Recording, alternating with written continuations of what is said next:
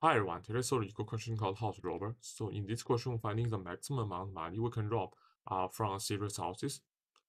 But here's the constraint. Well, we cannot rob two adjacent houses because it will automatically contact the police. So let's see example 1 to see how it means. Example 1 here, we have numbers array including 1, 2, 3, 1, which is the value of the houses. If we choose rob house 1, we get money 1, right?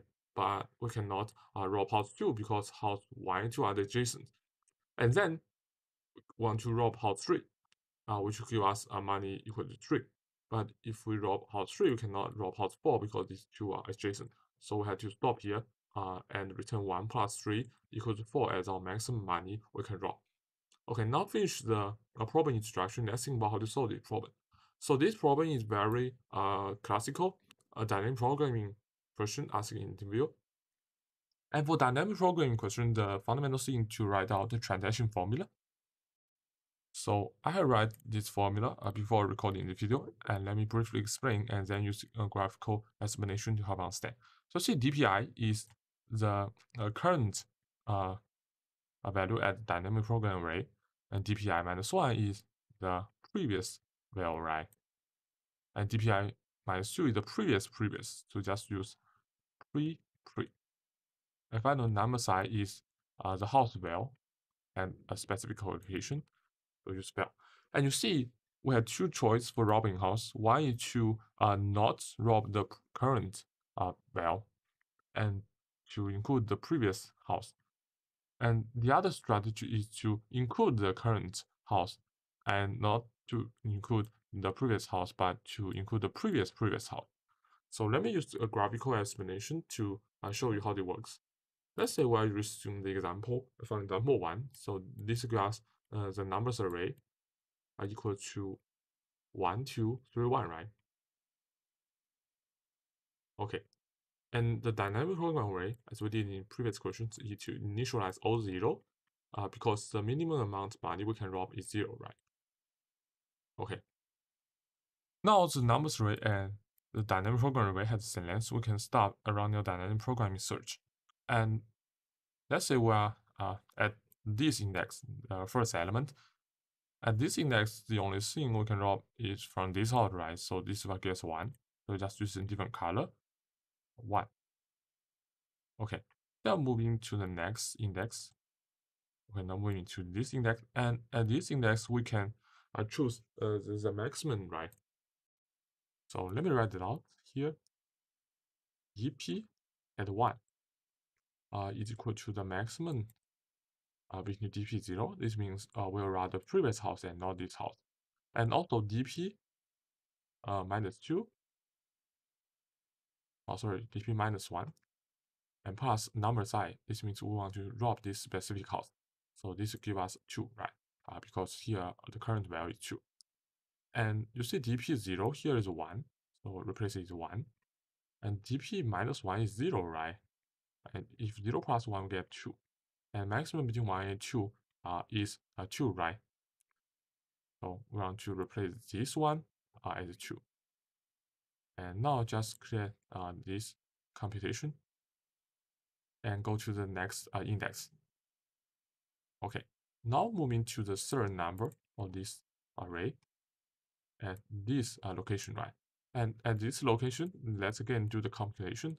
So dp2 equal to the maximum between dp1 and dp0 plus number size. But you see, number size here is 3, right? So just write 3. And what is dp1? Well, dp1 is 2, right? So replace this one as 2. And what is dp0? dp0 is 1. So replace this is 1. So see the maximum to 2 and 1 plus 3. I think 1 plus 3 is 4. Should be 4. So replace this 0 with 4.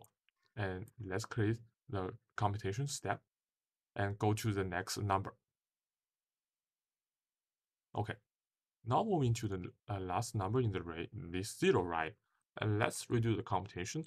So dp3 equal to the maximum between dp2 and the dp1, right?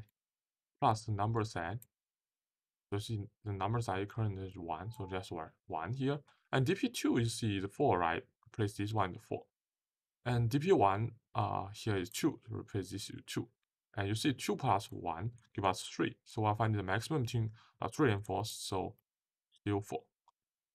And finally, we want to return the last element on the DP, which give us the maximum profit. So the only thing I want to do now is to return this 4, and we're done with this step. Okay, now finish the graphical explanation. The next thing is to dive into the coding part. So for this kind of dynamic programming array questions, the first thing to consider corner cases, we have no root, no nums. If there's no num, we the only thing we want to do is turn on 0, meaning we cannot rob anything. And the other thing to consider is that if length number is smaller or equal to 2, then we want to return the maximum amounts. For example, let's say we have this array 0, 1, right? So we can either rob 0, not 1, or rob 1, not 0. So return the maximum nums while getting the maximum profit by robbing one of these two houses. Okay, now finish corner cases. Let's do initialization, find and return string, and we did with Leetcode questions.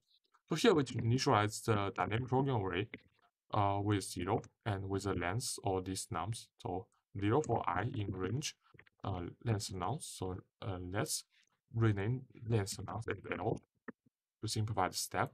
Okay, replace this one L and this one L.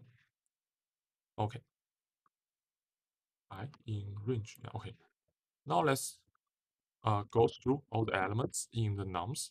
So for I in range length nums, we want to copy paste this formula to update the dynamic program array, right? And finally, we just need to return the last element of the dynamic program array, which is the maximum amount of money we can rob. Okay, let's submit the code to see it works. Okay, so the time capacity memory usage of this solution is quite good, right? And I think the code is short and easy to understand. If you like this video, please subscribe to my channel, and I'll see you next time. Thank you.